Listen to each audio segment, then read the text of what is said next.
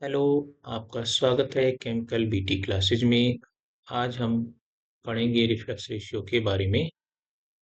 Minimum reflux ratio, total reflux ratio और optimum reflux ratio. सबसे पहले हम मिनिमम रिफ्लक्स रेशियो के बारे में समझते हैं कि हमारा मिनिमम रिफ्लक्स रेशियो क्या होता है। जब हम डिस्टिलेशन कॉलम में सॉल्यूशन को डिस्टिलेट कर रहे होते हैं, तब हम रिफ्लक्स देते हैं। रिफ्लक्स क्या होता है हमारा? R बराबर एल बाई बी। रिफ्लेक्स हमारा आर बराबर एल बाई डी होता है, यानी return upon withdrawal. Return upon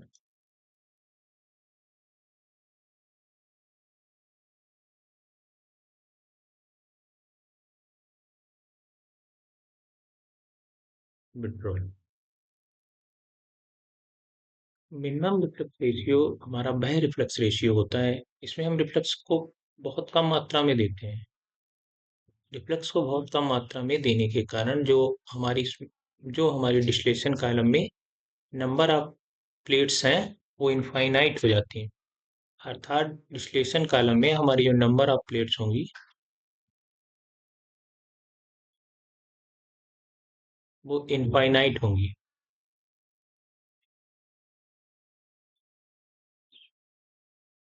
minimum reflex ratio में हमारी जो एनर्जी होती है वो मिनिमम होती है।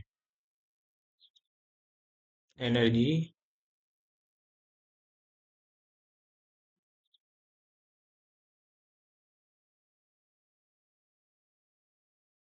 मिनिमम यूज होगी। एनर्जी मिनिमम कैसे यूज होगी? कि हम रिबॉयलर में सॉल्यूशन को हीट अप करते हैं, कंडेंसर में वेपर्स को कंडेंस करते हैं। वेपर्स कंडेंसर में कंडेंस जब होती हैं तब हम कूलेंट का यूज करते हैं। रिबॉयलर में जब हमारा लिक्विड बॉयल अप वेपर में बदलता है तब वहां पर हम स्टीम का यूज करते हैं। स्टीम और कूलिंग वाटर, ये दोनों जो टर्म हैं वो एनर्जी से एसोसिएट होते हैं। इसीलिए हमारी मिनिमम रिफ्लक्स रेशियो में मिनिमम एनर्जी का यूज होता है। रिबॉयलर में स्टीम का यूज कम होता है और कंडेंसर में कूलेंट का यूज कम होता है। अब कूलेंट का यूज कम होने के कारण, स्टीम का यूज कम होने के कारण जो रिबॉयलर और कंडेंसर की साइज है हम उनको प्रॉपरली मिनिमम ही रखते हैं, comparing to total reflux ratio या ऑप्टिमम रिफ्लक्स रेशियो।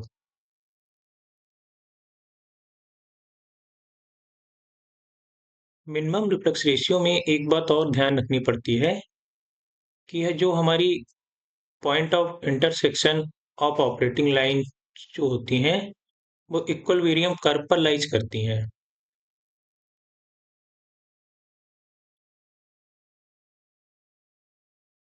देखिए, ये जो हमारी लाइन है यहाँ से जो गई है वो लाइन है हमारी ऑपरेटिंग लाइन ऑफ स्टिपिंग सेक्शन।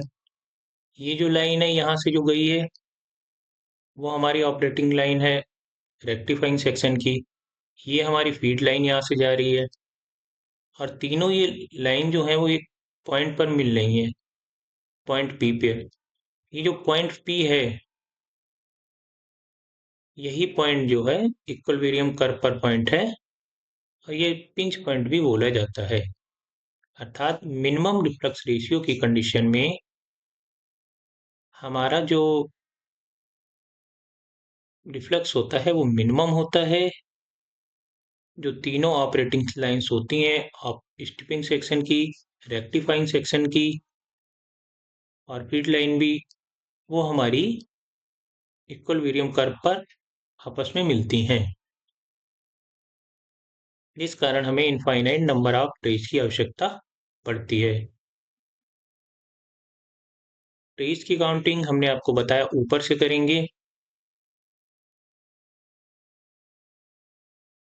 अब हम आगे समझते हैं कि अब रिफ्लक्स रेशियो को हम बढ़ाना शुरू करते हैं। डिस्टिलेशन कालम में अभी हमने मिनिमम रिफ्लक्स रेशियो दिया।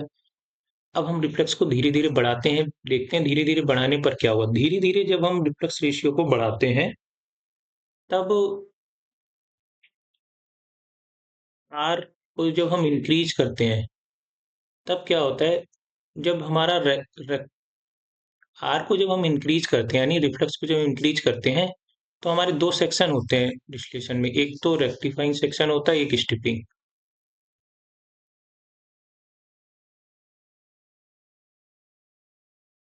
एक स्टिपिंग होता है, दूसरा रेक्टिफाइंग।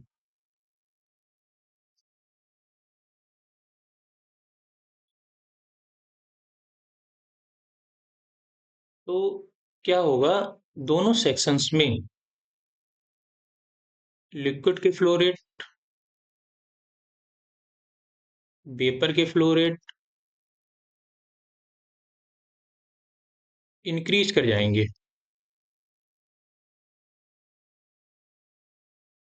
अर्थात जैसे जैसे हम रिफ्लक्स रेशियो को डिस्टिलेशन कॉलम में बढ़ाएंगे, स्टिपिंग सेक्शन में और रेक्टिफाइंग सेक्शन में दोनों में लिक्विड फ्लो रेट और वेपर फ्लो रेट बढ़ना स्टार्ट हो जाएंगी, क्योंकि अब जो हमारा मटेरियल है वो ज़्यादा जाने लगा है।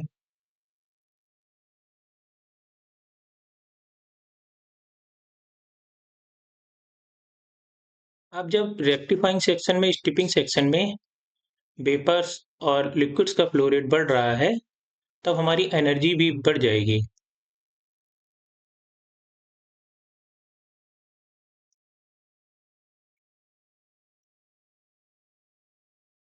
तो हम आपको पहले ही बता चुके कि एनर्जी जो टर्म है वो एसोसिएट किससे करेगा, कंडेंसर में कूलेंट से यानी कूलिंग वाटर से, रिवॉयलर में स्टीम से, कि स्टीम ही एनर्जी देता है जिससे हमारा लिक्विड बॉयल अप होता है और वेपर फॉर्मेशन करता है। तो कूलेंट की भी ज़्यादा आवश्यकता पड़ेगी और ज़्यादा स्टीम का भी यूज होगा।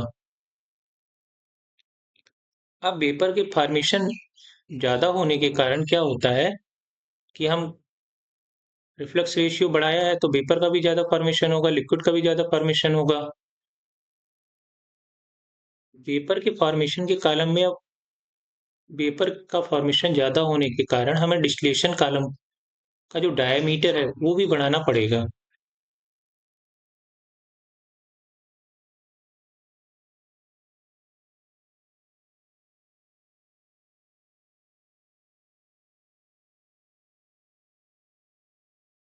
डायमीटर ऑफ कॉलम भी इंक्रीज करना पड़ेगा। बस रिफ्लक्स रेशियो बढ़ाने से एक फायदा होता जाता है हमारा, कि जो नंबर ऑफ स्टेजेज हैं वो डिक्रीज कर जाती है हमारी।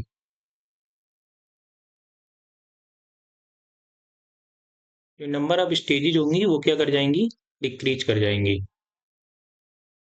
अब हम रिफ्लक्स को धीरे धीरे जाते हैं टोटल रिफ्लक्स पे। अब हम क्या कर रहे हैं, प्रोडक्ट को विड्रॉल नहीं करेंगे और ना फीड देंगे। अब हम सारा का सारा जो लिक्विड सोल्यूशन से हमारी जो वेपर्स बन के आई थी जिनको हमने कंडेंस किया था वो सारा रिटर्न कर देंगे हम डिस्टिलेशन कॉलम में। टोटल रिफ्लक्स रेशियो में क्या होगा, इसमें हमने आपको बताया कि डिस्टिलेट प्रोडक्ट जो है वो हम नहीं लेंगे, सारा का सारा जो कंडेंस पार्ट है वो डिस्टिलेशन कॉलम में भेज देंगे, रिटर्न कर देंगे। अब जब हमारा डी जीरो हो गया, आर बराबर एल बाई डी से हम जानते हैं कि ये हमारा रिफ्लक्स रेशियो होगा, तो रिफ्लक्स भी हमारा इनफाइनाइट हो जाएगा। रिफ्लक्स जब हमारा इनफाइनाइट हो जाएगा तब हम फीड भी नहीं देंगे और हमें बॉटम प्रोडक्ट भी नहीं लेंगे।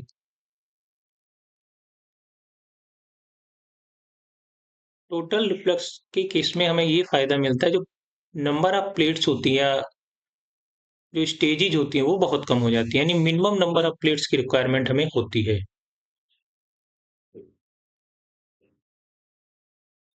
अब हमारा क्या होता है टोटल रिफ्लक्स केशियो में। अब क्या होता है टोटल रिफ्लक्स रेशियो में, नंबर ऑफ प्लेट्स तो हमारी मिनिमम हो गई हैं, बट एनर्जी का जो है यूज अब ज्यादा होगा।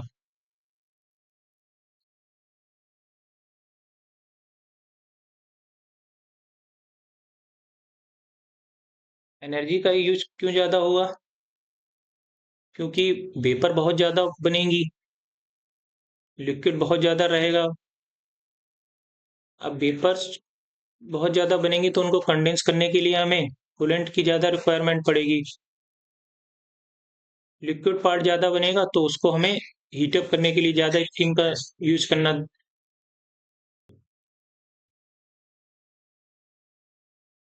टोटल रिफ्लेक्स रेशियो में क्या होता है कि जो ऑपरेटिंग लाइंस होंगी वो हमारी,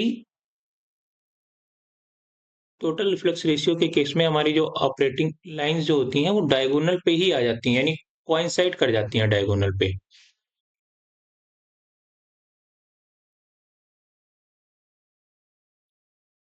मिनिमम और टोटल रिफ्लेक्स रेशियो में बस फर्क इतना है कि मिनिमम रिफ्लेक्स रेशियो बना है मिनिमम एनर्जी के लिए, और टोटल रिफ्लेक्स मतलब मैक्सिमम एनर्जी के लिए। आप इससे भी समझ सकते हैं। अब हम जानते हैं ऑप्टिमम रिफ्लेक्स रेशियो के बारे में। ऑप्टिमम रिफ्लेक्स रेशियो क्या है? प्लांट जो होते हैं वो एनर्जी बेस्ड होते हैं। कोई भी प्लांट लगाते हैं तो एनर्जी पे बहुत फोकस करते हैं कि हमारी एनर्जी कम से कम रहे, कॉस्ट भी कम से कम जाए। इसीलिए हम ऑप्टिमम रिफ्लेक्स रेशियो का यूज करते हैं। ऑप्टिमम रिफ्लेक्स रेशियो वह रिफ्लेक्स रेशियो होगा इस पे sum of fix cost and operating cost minimum होगा, जिससे क्या होगा डिस्टिलेशन कॉस्ट टोटल कॉलम की जो होगी वो भी मिनिमम आएगी। आर ऑप्टिमम जो होता है वो हमारे आर मिनिमम के 1.5 के आसपास होता है, 1.1 से 1.5 के अप्रॉक्स होता है। अब हम सबसे इम्पोर्टेंट पॉइंट ये समझते हैं कि जो फिक्स कॉस्ट है और ऑपरेटिंग कॉस्ट है ये किससे संबंधित है। फिक्स कॉस्ट हमारा डिस्टिलेशन कॉलम के, फिक्स कॉस्ट जो है वो डिस्टिलेशन कॉलम की ट्रेस से रिलेटेड टर्म है, और ऑपरेटिंग कॉस्ट क्या है? एनर्जी से रिलेटेड टर्म है।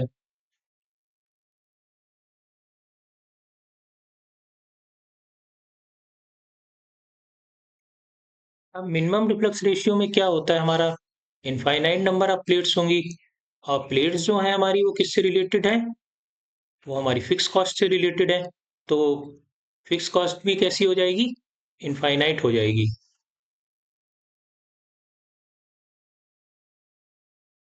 अब मिनिमम रिफ्लक्स रेशियो में हमने आपको बताया था कि जो एनर्जी होगी वो कैसी रहेगी? मिनिमम।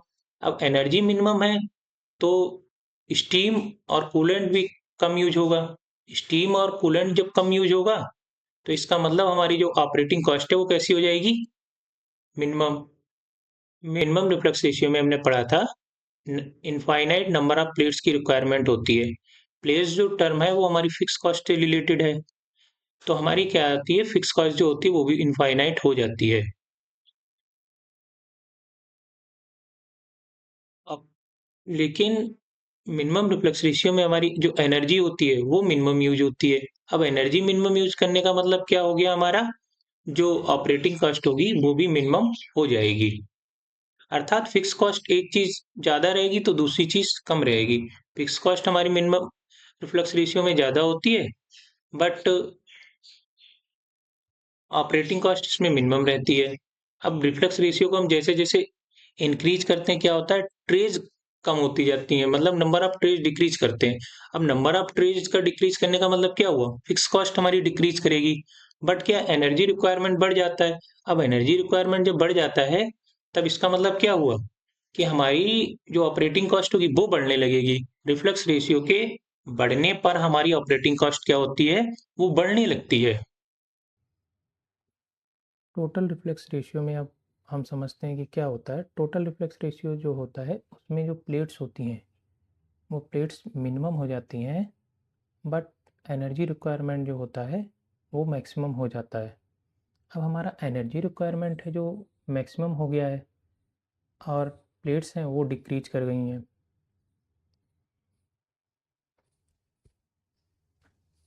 टोटल रिफ्लेक्स रेशियो में रिवाइलर और कंडेंसर पर लोड इंक्रीज कर जाता है क्योंकि वेपर का फॉर्मेशन ज़्यादा होता है और हम रिवाइलर में लिक्विड को ज़्यादा मात्रा में भेजते हैं क्योंकि फीड कंटिन्यू आती रहती है। अर्थात टोटल रिफ्लेक्स रेशियो में नंबर ऑफ प्लेट्स का रिक्वायरमेंट जो है वो मिनिमम रहता है। हीट रिक्वायर्ड फॉर द रिवाइलर and coolant requirement for the condenser is maximum रहता है, अर्थात एनर्जी में हमारी मैक्सिमम होती है। अब हम ग्राफ को समझते हैं। ग्राफ में क्या होता है कि हम ग्राफ जो लेते हैं एक्स एक्सिस पर रिफ्लेक्ट रेशियो लेते हैं। अब हम ग्राफ से समझते हैं कि ग्राफ में क्या होता है। ग्राफ में एक्स एक्सिस पर रिफ्लेक्स रेशियो रहता है और वाई एक्सिस पर हम कॉस्ट को देखते हैं। सबसे पहले हम देखते हैं ऑपरेटिंग कॉस्ट के इस वाले ग्राफ को क्या है। अब ऑपरेटिंग कॉस्ट के ग्राफ में क्या होता है, हमने बताया आपको कि ऑपरेटिंग कॉस्ट जो है वो हमारी एनर्जी से रिलेटेड रहती है। अब अब हमारा क्या है, टोटल रिफ्लेक्स रेशियो में हमने आपको बताया था कि हमारी ऑपरेटिंग कॉस्ट कैसी रहती है, मैक्सिमम रहती है। और मिनिमम हैं कि हमारा मिनिमम रिफ्लेक्स रेशियो में ऑपरेटिंग कॉस्ट जो मिनिमम है, बट जैसे जैसे हम रिफ्लेक्स रेशियो को बढ़ाते जा रहे हैं, आप यहाँ पे देख सकते हैं जैसे जैसे ये ग्राफ बढ़ रहा है ऊपर की ओर, वैसे वैसे हमारी ऑपरेटिंग कॉस्ट बढ़ती जा रही है। ऑपरेटिंग कॉस्ट क्यों बढ़ती जा रही है, क्योंकि हमारा कंडेंसर के लिए कूलेंट का रिक्वायरमेंट होता है और रिवाइलर के लिए हीट या एनर्जी की रिक्वायरमेंट होती है, वो दोनों बढ़ती जाती हैं। अर्थात हमारी एनर्जी बढ़ रही है, इसीलिए हमारा ग्राफ जो है, ग्राफ भी नीचे से धीरे धीरे ऊपर की ओर बढ़ता जा रहा है। अब हम देखते हैं ग्राफ को फिक्स कॉस्ट वाले को, इस वाले को फिक्स कॉस्ट का। फिक्स कॉस्ट में क्या है कि अब जैसे ही हमने धीरे धीरे रिफ्लेक्स को बढ़ाना शुरू किया, अब जैसे जैसे आप देख रहे हैं रिफ्लेक्स धीरे धीरे बढ़ना शुरू हुआ है एक्स एक्सिस पर, बट क्या है, कॉस्ट हमारी डिक्रीज होती जा रही है। जो हमारी फिक्स कॉस्ट है वो हमारी डिक्रीज हो रही है। फिक्स कॉस्ट हमारी क्यों डिक्रीज हो रही है, फिक्स कॉस्ट हमने आपको बताया है कि फिक्स कॉस्ट हमारी किससे रिलेटेड होती है, नंबर ऑफ स्टेजेज या नंबर ऑफ प्लेट्स पर। अब क्या होता है डिस्टिलेशन कॉलम में, जैसे जैसे हम, अब एक टाइम के बाद ये कांस्टेंट होती हैं, फिर धीरे धीरे इनका ग्राफ बढ़ना शुरू हो जाता है। अर्थात फिक्स कॉस्ट क्यों बढ़ने लगती है, फिक्स कॉस्ट इसलिए हमारी बढ़ने लगती है कि जो हमारा कॉलम है उसका डायमीटर है वो थोड़ा सा इंक्रीज होने लगता है, क्योंकि ज़्यादा पेपर बनेंगी तो हमें ज़्यादा स्पेस उसके लिए पेपर्स के लिए देना पड़ेगा, इसलिए फिक्स कॉस्ट एक टाइम के बाद बढ़ना शुरू हो जाती है। अब हम क्या करते हैं, हम एक ऐसा, अब देखिए आपको दोनों ग्राफ्स पर एक पॉइंट ये मिला है हमें इंटरसेक्शन पॉइंट। ये इस इंटरसेक्शन पॉइंट से हम ये समझ सकते हैं ये एक ऐसा पॉइंट है, इस पर ऑपरेटिंग कॉस्ट भी हमारी मिनिमम है और फिक्स कॉस्ट भी मिनिमम है। अब इसी के कॉरस्पॉन्डिंग जो रिफ्लेक्स होगा हमारा, वही ऑप्टिमम रिफ्लेक्स होगा। देखिए इसके नीचे जो ये ग्राफ से नीचे लाइन आ रही है, ये जो रिफ्लेक्स है ये आर ऑप्टिमम हमारा होता है। आर ऑप्टिमम किस पॉइंट पर आकर्ष करता है, आर ऑप्टिमम हमारा तब मिलता है जब हमारा फिक्स कॉस्ट और ऑपरेटिंग कॉस्ट दोनों मिनिमम हो जाती हैं, यानी दोनों का जो सम करें वो मिनिमम रहे। साथ ही साथ ऑपरेटिंग कॉस्ट और जो फिक्स कॉस्ट का सम होता है वो टोटल कॉस्ट बोला जाता है। टोटल कॉस्ट अर्थात हमारी मिनिमम हो जाती है, उसी के कॉरस्पॉन्डिंग जो हमारा रिफ्लेक्स रेशियो होता है वह हमारा ऑप्टिमम रिफ्लेक्स रेशियो होता है। ऑप्टिमम रिफ्लेक्स रेशियो हमारा प्लांट में मोस्टली यूज किया जाता है। स्टार्टिंग में हम मोस्टली टोटल रिफ्लेक्स को यूज करने की कोशिश करते हैं, क्योंकि प्लांट जब बिल्कुल शुरुआत में स्टार्टअप करता है तब हमें ज़्यादा रिफ्लेक्स की नीड पड़ती है। धीरे धीरे हम रिफ्लेक्स को कम करते जाते हैं और आर ऑप्टिमम जो हमने कैलकुलेट किया हो रहता है उस पर हम प्लांट को ऑपरेट करते हैं। Thank you.